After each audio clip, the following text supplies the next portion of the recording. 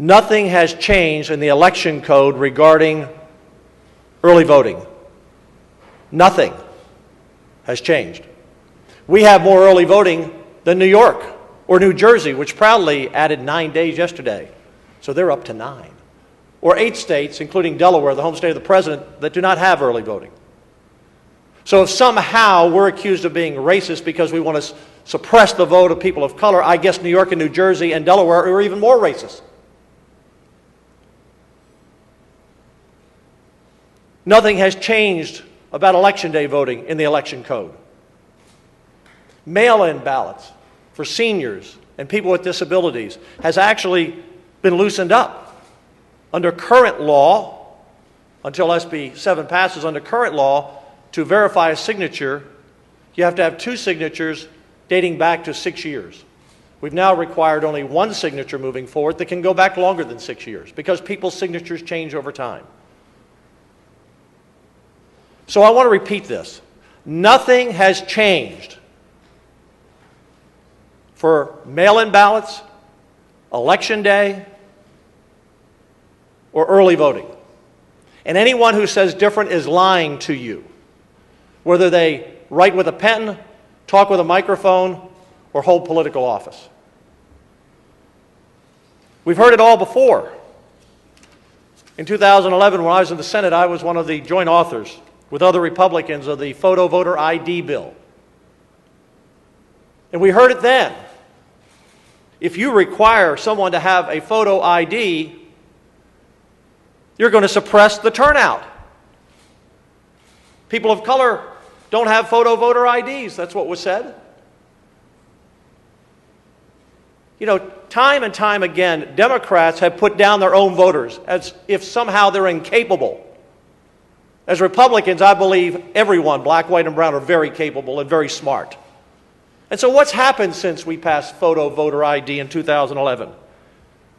In 2012, there were 7.9 million Texans who voted for president. Total turnout. 7.9 million. In 2020, we had 11.1 million. Nearly a 40% increase in voter turnout in presidential elections since they said the sky was falling. We're going to suppress the vote. In gubernatorial elections, it's even more amazing. In 2011, they said this will suppress the vote. Can't have photo voter IDs. That's not fair. The turnout in gubernatorial elections from 2014 to 2018 has increased almost 75%. When Greg Abbott and I ran in 2014, the turnout was just a little under 5 million. And in 2018, it was over 8 million. Another outstanding fact. In 2012, the total number of people who voted, who were registered to vote, was about 58%. In 2020, it was 66.7%. Look up the numbers, media. Do your homework. I haven't seen this story told anywhere. Texas has had one of the biggest increases in voter turnout, voter participation of any state in the country, all under Republican leadership. I listened to that press conference in Houston yesterday, and one of the speakers commented, "This has all been under Republican leadership. I'm proud of what we have done as Republicans when it comes to voting. We have secured the vote and increased the turnout." I've been asked, why is this bill needed? Very simple. The bill is needed because Americans no longer trust the system.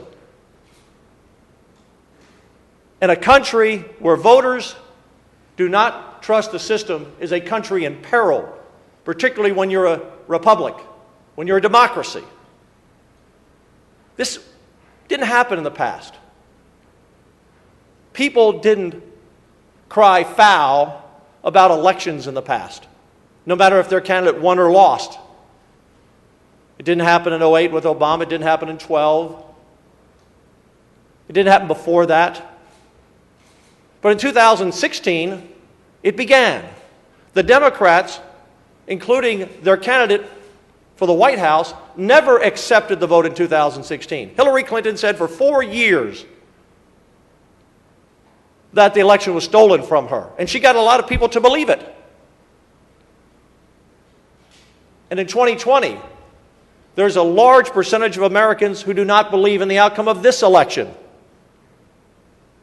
I'm not going into 16 or 20. I'm making the point that people in America have lost faith in their elections, in the outcome. And we have to resolve that issue in this country and in this state.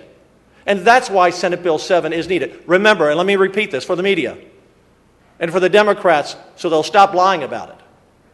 We have not changed any dates on early voting. It still starts 2 weeks before the election. 12 days of early voting. We have not changed mail-in voting for seniors or people who are disabled. We've made it easier because the signature verification is now 1 signature for a longer period than 2 signatures for 6. And in polling places, I've heard Democrats talk about that. Well, we're reducing the polling places. No, we're not. We're standardizing the polling places so that polling places are based on eligible voters, and eligible voters are people 18 and over. That's how it should be, Republicans and Democrats. Very simple. How can you argue with that? Your polling places depend on the number of eligible voters. In 2017, we ended straight ticket voting. We heard that again.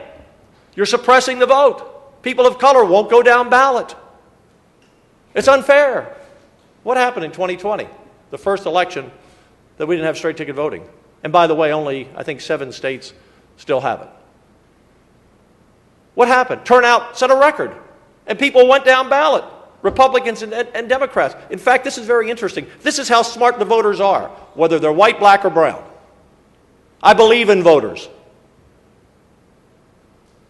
There are 2 districts in the Valley that Donald Trump turned and won in the Valley. But the 2 representatives down there, the Democrats in the House, guess what? The people voted for Trump and they went down ballot and voted for the Democrats who represent them. In other words, they were able to distinguish in their mind the people they wanted to vote for. One was a Republican, one was a Democrat. And there were 2 districts in the Dallas area where voters did not vote for Donald Trump but went down ballot and voted for the 2 Republicans. Has the media reported that? No. Straight ticket voting, photo voter ID voting, Senate Bill 7, we've heard it all before. You're suppressing the vote. You're hurting people of color. I'll tell you how people of color are hurt. When Major League Baseball pulls the All-Star game out of Georgia, the city of Atlanta is 51% black. They've moved it to Denver. Denver is 9% black.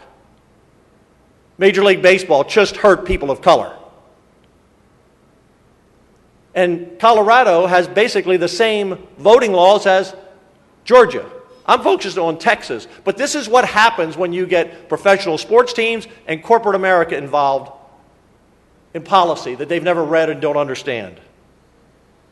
American Airlines had the audacity to call our office and speak to my chief of staff last week and say, we just want you to know that this is not personal against the lieutenant governor or the governor, but we're going to come out and oppose the bill, Senate Bill 7. And my chief of staff said, well, have you read the bill? And the government relations person said, no, I haven't read the bill. How about the CEO of American Airlines? Has he read the bill? Nope, he hasn't read the bill. So you're calling us to tell us this isn't personal against the lieutenant governor or the governor or the 18 members who voted for the bill? But you haven't read the bill? And you're calling us out for suppressing the vote? Well, let me tell you what, Mr. American Airlines, I take it personally. You're questioning my integrity and the integrity of the governor and the integrity of the 18 Republicans who voted for this. When you suggest that we're trying to suppress the vote, you are in essence, between the lines, calling us racist, and that will not stand. That will not stand. You're right to your opinion, but at least read the bill. You're right to come and testify against it if you don't like it, but at least read the bill. But don't come out like American Airlines has and other companies and Major League Sports and call a bill voter suppression, that it will hurt people of color, when you haven't even read the bill. That's not acceptable. And all of these businesses in Texas, you know, it used to be where you came to the legislature to talk about policy that may have impacted your business, regulations, financial issues, tax issues. Stick to that. Because let me tell you something. You keep meddling in issues that people have elected Republicans or Democrats to address. You keep meddling in these issues without any understanding or even reading bills, and you're turning off 50% or more of your potential customers. You've meddled in a lot of issues lately. I'm not a big believer in boycotts, but people will make up their own minds. Stay out of things you don't know anything about. And if you want to get involved, then you're taking that risk. You have a right to your opinion, but read the damn bill before you give one. And don't insult us. Well, this is not, we don't want you to take this personally. You know why they said that? Because they might come down the street next session and have a bill they want us to pass for them. Good luck. We'll treat them fairly like we always would. But as Governor Abbott said on Fox earlier this morning, we have brought a lot of businesses to Texas, and they come here because we're the best state to do business in. But if they think they're going to attack the legislature on issues they have no knowledge about and come to us with their hand out,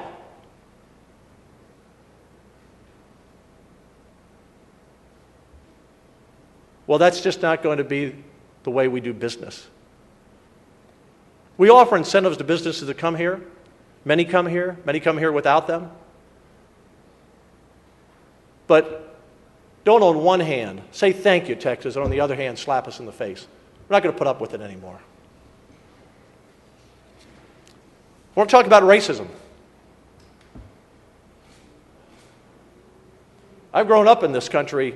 I turned 71 this week. I grew up in the 60s. I saw it.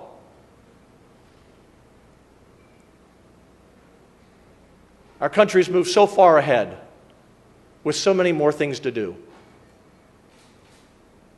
But I feel that there are people in this country that are trying to do everything they can to divide us on every issue. No matter what the Republicans oppose or support, the Democrats yell and the left yells and many in the media yell, well, it's racism, your position on the border, or health care, or education, or vaccine rollout. And now, a voter security bill. Americans are tired of it. White, black, and brown, they see through it. They see through it. When that's all you can say, then you have no argument. We have to heal this nation. And we can't heal this nation if people cry racism on every issue, at every turn. What's the end game in all of that? Short-term gain, maybe it helps you win an election. Long-term divisiveness in this country. You know, I hate to quote Charles Barkley, but he is a pretty colorful character. I knew him a little bit when he played with the Houston Rockets. Not a friend, but Charles said the other night on the game something that I believe in. He said, I believe most white people and most people of color are great people. And I agree. And he blamed a lot of this divisiveness on politicians, and I agree. That's not who we are, Mr. American Airlines, in the Texas Senate, or the Texas House, or in the governor's office. That's not who we are. This is a good bill to help secure the vote so people can have confidence in the outcome of elections in Texas. Now, there's been some questions about 3 issues dealing with 24-hour voting and drive-in voting and sending ballots to everyone. Well, I have news for Harris County. You're not the capital of Texas. The state capital resides in Travis County, in the city of Austin, in this building, not in the county judge or the mayor's office. Harris County does not make policy and create law for the other 253 Texas counties. Out of thin air, they decided on drive-in voting. Now, there was a case filed. The judge threw it out on lack of standing, but the judge said in the case, had I opined, I would have said it was unlawful, because the Constitution says a voting location must be a building. A tent is not a building. And if they're worried about people of color in the Democrat side who came up with this drive-in voting, statistics show that more people of color don't have cars than not. So how'd they help those folks? And remember, when you vote, you don't take 3 or 4 people in with you. It's privacy of the ballot. If you vote in a car and there's 3 or 4 people in the car, you're just handing the slate around. And by the way, would the media report this, that there's still 7,000 votes from those drive-in voting centers that have not been resolved, that there's a wrong count with the Secretary of State? Will you all do your work and kind of figure that out? I mean, it was about 15% of all the early vote. 24-hour voting. Once again, they pulled it out of thin air. That's not in state law. They just made it up. It's hard to secure, it's hard enough getting poll watchers for Democrat campaigners and Republican campaigners and volunteers to run all the election precincts and polling places as it is. Not that many people voted. And in Senate Bill 7, we actually expand voting till 9 p.m. The idea that we're cutting back on hours, another lie. We require that counties of 100,000 or more have at least 12 hours, but we've said you can now keep your polling places open until 9 p.m. if they choose to. But 24-hour voting, people have plenty of time to vote. Again, we're not repealing a law. It was something that Harris County made up on their own. And then there was this issue of sending ballots out to everyone. People say, well, Dan, why wouldn't you want to send a ballot to everyone out there? Because people move. People die. Ballots go to homes and apartments where the voter no longer lives. What's the one question they asked you when you go to vote? I bet no one here in the media can answer the question. What's the one question they asked you? Is this your current address? Addresses aren't always updated.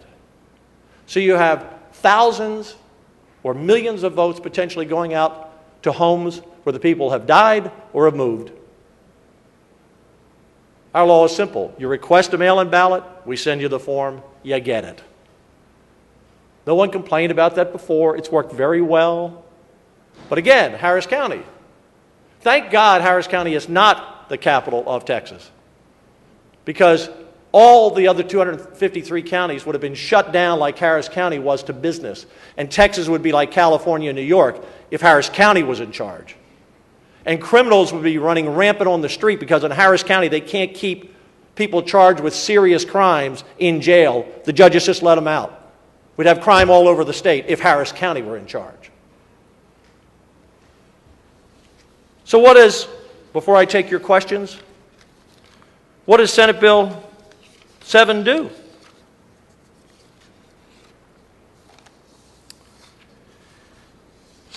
Senate Bill 7 requires a paper backup for every ballot. Mr. American Airlines, are you okay with that? I just want to check. Media okay with that? Paper ballots? Sound good? Consistent rules statewide will ensure Texas continues to be able to count our ballots on time. Mr. American Airlines, are you okay with that? Media, you okay with that? I mean, we don't want to be Pennsylvania and Georgia and other states that took days and weeks to count their ballots. We had pretty much all ours counted by election night. We want to keep it that way. Both parties agree mail-in ballots are the ones acceptable to fraud. Here's a quote from a friend of mine, former Senator Jose Rodriguez, 2017. This is his quote. "I strongly believe we must address mail-in ballot fraud." That's Jose Rodriguez, 2017. Now, he didn't like the bill we passed, but he acknowledged mail-in ballot fraud is a problem. The other night in the debate, one of the senators, one of the Democrats on the floor said, "Senator Hughes, why do we need this bill? We have less ballot fraud than we used to have." Really? So how much did we used to have, Senator? How much did we used to have? How much do we have now? You said it's less. How much is less? Mail-in ballot fraud is so hard to catch and to prove. But Democrats and Republicans alike know it exists. And that's why we have to secure our mail-in ballots. Senate Bill 7, ballots will actually go to voters who currently live at the address, the point I was making. Is that okay with you, Mr. American Airlines and the media? Does that sound like voter suppression? Senate Bill 7, disabled voters who vote curbside will have the same protections of privacy as people who vote in person. Is that okay with you, Mr. American Airlines? Did you know that was in the bill? All communications with election machine vendors will be subject to open record request. Is that okay with you, Mr. American Airlines? I can name other companies, but American Airlines seems to like leading the charge on these types of issues. Anyone in the media object us making sure we have transparency dealing with any voting machine vendors?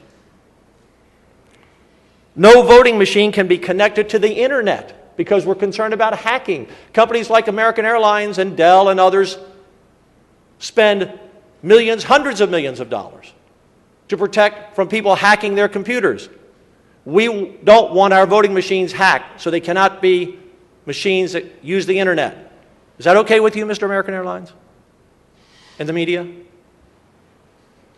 No vote totals can change once the actual votes are cast.